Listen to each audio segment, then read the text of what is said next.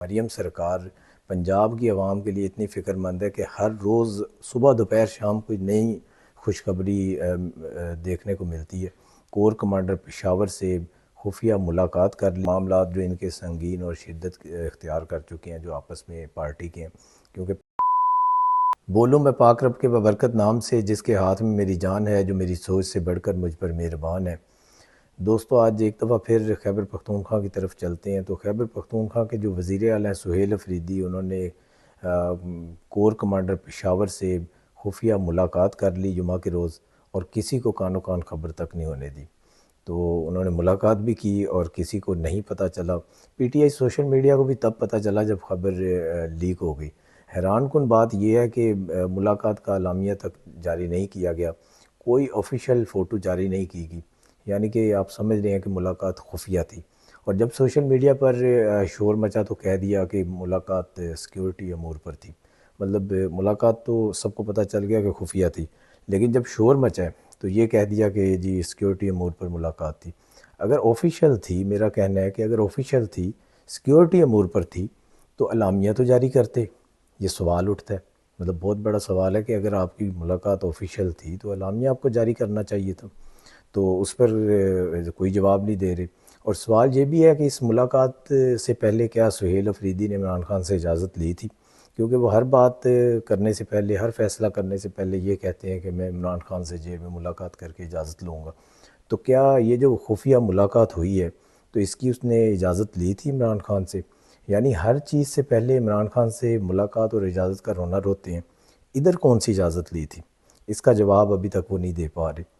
پی T آئی کے جو اندر اختلافات ابھر کر سامنے آ گئے ہیں اس ملاقات سے پہلے بھی، اور جب وہ وزیر اعلیٰ نہیں بنے تھے، بننے کے پہلے سے فیصلہ جب ہوا ہے ان کے بنانے کا، تب سے اختلافات شروع ہوئے ہیں اور وہ بڑھتے چلے گئے ہیں۔ تو اب وہ سامنے آ گئے ہیں کیونکہ پارٹی کے کئی سینئر رہنماؤں نے خیبر پختونخوا کے وزیر اعلیٰ سہیل افریدی اور پارٹی کے صوبائی صدر جنید اکبر کے حالیہ جارحانہ بیانات پر سخت تحفظات کا اظہار کیا ہے کہ انہوں نے کہا ہے کہ جو ان کے بیانات ہیں اور جو جس طرح کی یہ باتیں کر رہے ہیں صدر اور سہیل افریدی، اس سے پارٹی نہیں چلے گی۔ پارٹی تو پہلے ہی بند ہو چکی ہے آلموسٹ۔ تو اب وہ کہتے ہیں کہ جو تھوڑی بہت چند 2 اینٹوں کی ان کی مسجد بنی ہوئی ہے تو وہ بھی شاید باقی نہ بچے۔ تو پارٹی ذرائع کے مطابق دونوں رہنماؤں کی جانب سے اختیار کیے جانے والے لب و لہجہ کی وجہ سے پی ٹی آئی کی اہم شخصیات پریشان ہو گئی ہیں، اور انہیں خدشہ ہے کہ ایسے جارحانہ رویہ خیبر پختونخوا میں پارٹی کی حکومت کو خطرے میں ڈال سکتا ہے۔ مطلب اگر ان دونوں رہنماؤں کا یہی جارحانہ رویہ رہا تو پارٹی کی جو حکومت ہے ایک ہی صوبے میں، تو وہ خطرے میں ہے اس وقت۔ اور تمام جو وفاق کی ان کی جو لیڈرشپ ہے اور دیگر صوبوں کی ہے، وہ اس وقت بہت پریشان ہے۔ جن لوگوں نے تحفظات کا اظہار کیا ہے ان میں P T I chairman barrister Gohar, سابق وزیر اعلیٰ علی امین گنڈا پور، سینیٹر شبلی فراز، شیخ وقاص اکرم اور دیگر اہم لوگ شامل ہیں۔ تو یہ بڑے ان کے معاملات جو شدت اختیار کرتے جا رہے ہیں۔ تو ذرائع کا یہ بھی کہنا ہے کہ خصوصی طور پر جو علی امین گنڈا پور نے خبردار کیا ہے کہ وزیر اعلیٰ اور پارٹی کے صوبائی صدر کے اشتعال انگیزی پر مبنی بیانات پارٹی کی واحد حکومت کے لیے خطرہ بن سکتے ہیں، کہ جو یہ ان 2 لوگوں کے بیانات ہیں وہ پارٹی کی جو ایک ہی صوبے کے اندر حکومت ہے اس کے لیے وہ خطرہ بن سکتے ہیں، بلکہ بن چکے ہیں۔ سہیل افریدی کو جس مقصد کے لیے مراد سعید نے وزیر اعلیٰ بنوایا تھا وہ صرف تباہی ہے۔ یہ بھی مطلب اسی کا علی امین گنڈا پور کا کہنا ہے کہ وہ جو سہیل افریدی کو جس مقصد کے لیے مراد سعید نے بنایا تھا وہ صرف تباہی ہے، کیونکہ یہ ان کا جو انٹرنل ایک گروپ ہے اس کے اندر یہ چہمگوئیاں چل رہی ہیں اور باتیں چل رہی ہیں، ان کی آپس میں جھڑپیں چل رہی ہیں جو باوثوق ذرائع سے مطلب کہ جو ہمیں پتہ چلے۔ جیسے سہیل افریدی نے تباہی کا راستہ اختیار کیا ہے، پی ٹی آئی میں اختلافات پھوٹ پڑے ہیں۔ سہیل افریدی نے گورننس اور عوام کی فلاح و بہبود اور دہشت گردی کے خلاف اقدامات کی بجائے ریاست پر چڑھائی شروع کر دی ہے۔ پارٹی چیئرمین بیرسٹر گوہر، علی امین گنڈا پور، شبلی فراز، شیخ وقاص اکرم سمیت کئی دیگر رہنماؤں نے سخت مخالفت کی ہے۔ تو خبر یہ بھی ہے کہ سہیل افریدی سے کافی تلخ کلامی ہوئی ہے کہ اب تک ہم نے معاملات کو سنبھالا ہوا تھا، توازن قائم کر رکھا تھا، لیکن تم مراد سعید کے کہنے پر سب کچھ تباہ کرنا چاہتے ہو۔ تو یہ ان کی جو ایک انٹرنل جو گروپ بنا ہوا ہے کچن کیبنٹ کا، تو اس کے اندر بھی یہ لڑائیاں شروع ہو چکی ہیں۔ واٹس ایپ گروپس کے اندر بھی کافی سخت جملوں کا تبادلہ خیال ہوا ہے۔ سہیل افریدی کو کہا گیا کہ اگر تم نے یہی طرز جاری رکھا تو ہم مجبوراً اظہار لا تعلقی کرنے پر مجبور ہوں گے۔ مطلب کہ وہ اب اس کی وضاحت نہیں کر سکے کہ یہ اظہار لا تعلقی ہے جو وہ پارٹی سے کریں گے یا سہیل افریدی سے کریں گے یا عمران خان سے کریں گے، تو اس کی وضاحت بھی اگلے چند روز میں آ جائے گی۔ تو بیرسٹر گور نے تو یہاں تک کہہ دیا کہ 4 سدہ اور کرک کے جلسے میں سہیل افریدی اور جنید اکبر کی جو تقاریر 1 اور 9 مئی کی جانب حالات کو لے کر جا رہی ہے، کہ جو انہوں نے کرک کے جلسے میں تقاریر کی ہیں، تو وہ ایک دوسرا 9 مئی کا واقعہ پیش ہونے جا رہا ہے کہ جس طرح سے انہوں نے جارحانہ تقاریر کی اور ریاست کو للکارا ہے، تو وہ 1 اور 9 مئی کا واقعہ پیش آ سکتا ہے۔ اس کا ذکر ہم نے کل آپ کے ساتھ پہلے بھی کیا تھا۔ تو انہوں نے یہ بھی کہا کہ ابھی ہم پہلے کے جو 9 مئی کا واقعہ ہے اس سے باہر نہیں نکل پا رہے، تو اب دوسرا 9 مئی کا واقعہ ہم برداشت کرنے کے متحمل نہیں ہیں، تو اس لیے ان کے آپس کے جو اختلافات ہیں وہ شدت اختیار کرتے جا رہے ہیں۔ عمران نیازی کے آمرانہ فیصلے صرف ملک ہی نہیں، اس کی اپنی پارٹی کو بھی مشکلات کا شکار کیے ہوئے ہیں۔ سینئر پارٹی رہنما بھی عمران نیازی کے بغیر مشاورت کے سہیل افریدی کے بطور وزیر اعلیٰ انتخاب پر انتہائی نالاں نظر آتے ہیں۔ تو اب یہ بہت معاملات جو ان کے سنگین اور شدت اختیار کر چکے ہیں جو آپس میں پارٹی کے ہیں، کیونکہ پہلے ہی بہت سارے لوگ 9 مئی کے واقعے کے بعد ان کو چھوڑ چکے ہیں، لا تعلقی کا اظہار کر چکے ہیں، کیونکہ وہ ایک اپنے ملک کی افواج پاکستان اور اداروں کے خلاف جنگ نہیں چاہتے تھے، وہ ایک ریاست کے خلاف نہیں کھڑا ہونا چاہتے تھے، تو انہوں نے بہت زیادہ اپنا کنارہ کشی کر لی، کچھ نے سیاست چھوڑ دی اور اپنا لا تعلقی کا اظہار کر چکے ہیں۔ تو ابھی جو کچھ چند لوگ بچے ہیں تو وہ پھر اب اس آنے والے وقت سے ڈر رہے ہیں کہ دوبارہ کوئی اس طرح کا واقعہ پیش نہ ہو جائے۔ تو ابھی دوسری طرف چلتے ہیں، پاکستان اور افغان طالبان کے درمیان استنبول میں جاری مذاکرات کا تیسرا دن بھی مشکلات کا شکار رہا ہے۔ مذاکرات میں پاکستان اپنے پیش کردہ منطقی مطالبات پر قائم ہے، تاہم افغان طالبان کا وفد پاکستانی مطالبات کو پوری طرح تسلیم کرنے کو تیار نہیں ہے۔ وہی جو ایک 1 پوائنٹ ایجنڈا چل رہا ہے پچھلے کچھ دنوں سے، تذکرہ جس کا چل رہا ہے کہ وہ ٹی ٹی پی کے خلاف جو کارروائیاں کرنے کے لیے تیار نہیں ہیں، تو پاکستان وفد کا موقف بدستور منطقی مضبوط اور امن کے لیے ناگزیر ہے۔ میزبان ممالک بھی تسلیم کرتے ہیں کہ پاکستان کے یہ مطالبات معقول اور جائز ہیں، جبکہ میزبان جو ملک ہے وہ بھی یہ کوشش کر رہا ہے کہ یہ مطالبات ان کے مانے جانے چاہیے، کیونکہ یہ پاکستان کے مطالبات جو ہیں وہ بہت اہم اور خطے میں جو امن کی فضا قائم کرنے کے لیے جائز ہیں، لیکن افغانستان اس پر آمادگی ظاہر نہیں کر رہا۔ دلچسپ طور پر افغان طالبان کا وفد جو ہے خود کو بھی سمجھتا ہے کہ ان مطالبات کو ماننا درست ہے، لیکن مسئلہ یہ ہے کہ افغان طالبان کے وفد کو کابل سے کنٹرول کیا جا رہا ہے۔ افغان طالبان کا وفد بار بار کابل انتظامیہ سے رابطہ کر کے انہی کے احکامات کے مطابق آگے بڑھ رہے ہیں، کیونکہ وہ جب اندر مذاکرات کے لیے بیٹھتے ہیں تو جب کسی ایجنڈے پر بات ہوتی ہے اور کسی پوائنٹ پر اتفاق کرنے کی بات آتی ہے تو وہ پیچھے اپنے ہیڈ کوارٹر میں رابطہ کرتے ہیں، تاہم کابل انتظامیہ سے کوئی حوصلہ افزا جواب نہیں آ رہا، جس سے جو تاخیر کا شکار ہو رہے ہیں تمام معاملات۔ ایسا لگتا ہے کہ کابل میں کچھ عناصر کسی اور ایجنڈے پر کام کر رہے ہیں۔ ترکی میں میزبان ثالث ملک کی بیشتر کوششوں کے باوجود افغان طالبان کسی کا لحاظ نہیں کر رہے اور بضد ہیں کہ وہ اپنی سرزمین پر فتنہ الخوارج کے خلاف کارروائی نہیں کریں گے، کسی قسم کی گارنٹی دینے سے گریز ہیں۔ ایک لمحے کے لیے وہ کسی پوائنٹ پر اتفاق کر لیتے ہیں اور تھوڑی دیر بعد اسی پوائنٹ پر یو ٹرن لے لیتے ہیں اور ماننے سے انکار کر دیتے ہیں۔ مطلب وہی عمران خان والا حساب ہے کہ ایک دن مان جاتے ہیں اگلے دن بھاگ جاتے ہیں، تو ان کی کچھ ابھی تک سمجھ نہیں آ رہی ہے، وہ کسی پوائنٹ پر بھی متفق ہونے کو تیار نہیں ہے، وقفے کے بعد پھر یو ٹرن لے لیتے ہیں۔ اطلاعات یہی ہیں کہ وہ بیک ڈور بھارت کے ساتھ رابطے میں، انہیں مکمل طور پر را ہیڈ کوارٹر سے Ajit Doval network handle کر رہا ہے، ڈکٹیٹ بھی کر رہا ہے، اور جو نہیں چاہتا کہ افغانستان میں بھارتی پراکسیز کا خاتمہ ہو۔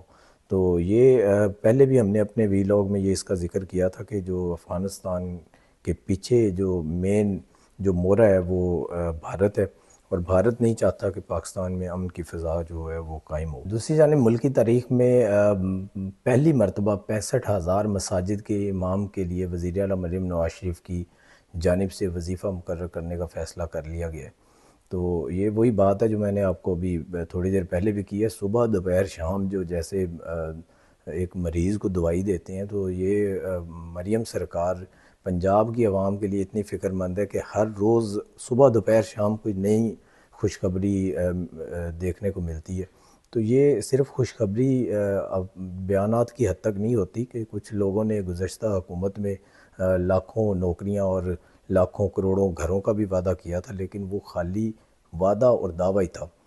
وہ آج تک لوگ دیکھتے ہیں کہ کسی کو نہ گھر ملا اور نہ نوکری ملی ہے، الٹا لوگوں کو بے روزگار کر دیا گیا۔ تو یہاں جو سب سے اچھی بات ہے مریم سرکار کی وہ یہ ہے کہ جو آج سے 1.5 سال پہلے جتنی باتیں کی گئی تھیں، آج ان باتوں کی بہت حد تک جو ہے تکمیل بھی ہو چکی ہے۔ تو اس کے بعد یہ ہے کہ جتنے پروجیکٹس شروع کیے تھے وہ سارے الحمدللہ کافی حد تک پایا تکمیل کو جو ہے پہنچ چکے ہیں۔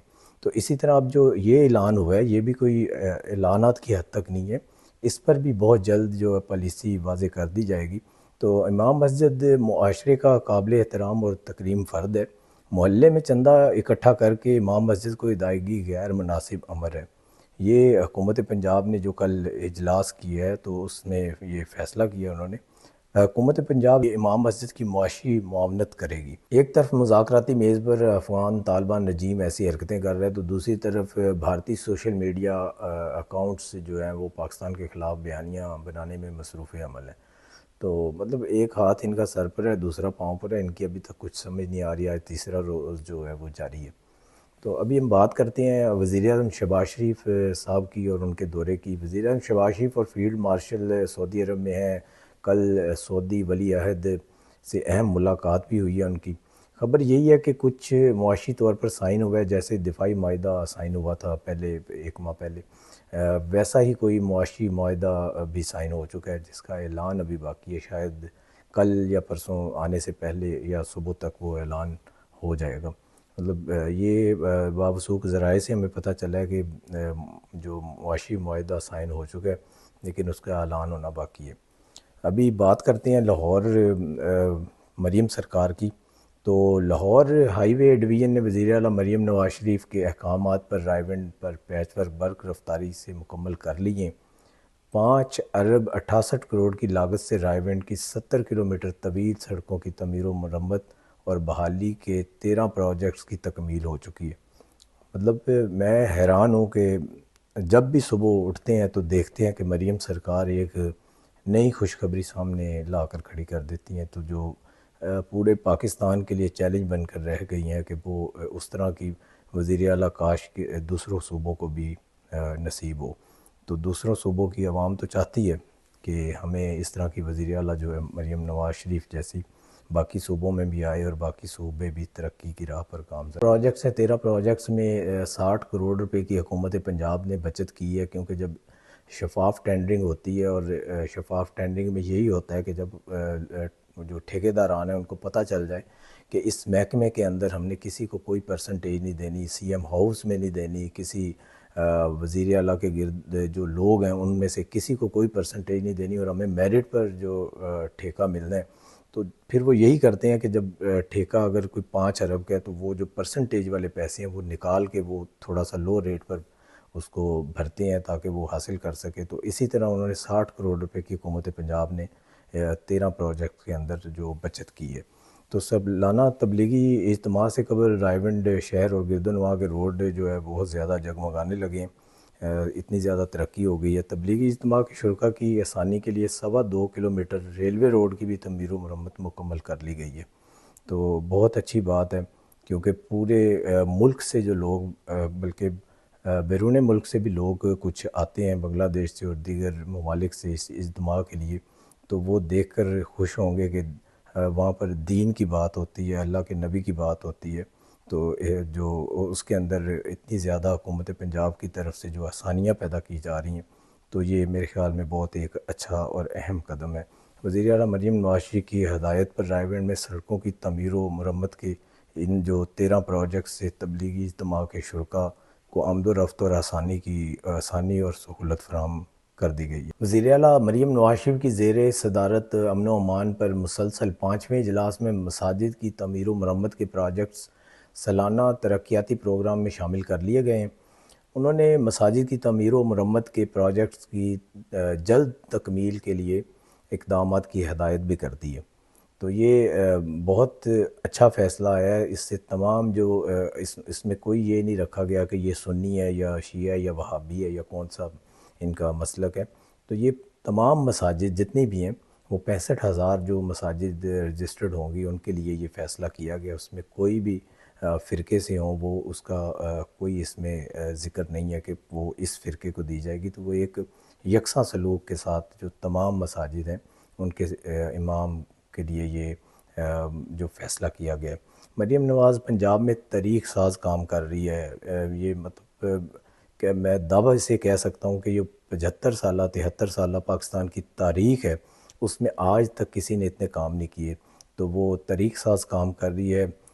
یہ شاید ہی کسی نے سوچا ہو کہ امام مسجدوں کی حکومت یوں اونرشپ لے گی یا ان کا خیال رکھے گی۔ تو یہ پہلے کبھی کسی نے سوچا تک نہیں، مطلب کہ کسی عام آدمی کی بھی سوچ میں نہیں یہ آتا تھا کہ محلے کے لوگ مل کر چند سو یا چند ہزار ملا کر اس کو ایسے جیسے ایک فقیر کا خیال کیا جاتا ہے تو اس طرح امام مسجد، حالانکہ امام مسجد کا اتنا بڑا رتبہ ہے کہ آپ اس کے پیچھے کھڑے ہو کے جو ہے نماز ادا کرتے ہیں، اللہ کا ذکر کرتے ہیں، اللہ کے نبی کا ذکر کرتے ہیں، تو آپ اس کے لیے کس طرح سے لوگ مل جل کے ایک اس کا تنخواہ کا یا اس کا جو بھی روزی کا نظام ہوتا ہے وہ کس طرح چلتا ہے۔ تو یہ ایک بہت اہم فیصلہ ہے۔ تو یہ میں اس کے اوپر یہ کہوں گا کہ جیسے یہ کہنا بھی اس کے اوپر یہ غلط نہ ہوگا کہ مریم نواز نے دنیا کے اندر ہی جنت کا ٹکٹ حاصل کر لیے، کہ یہ بہت بڑی بات ہے جو عام انسان کی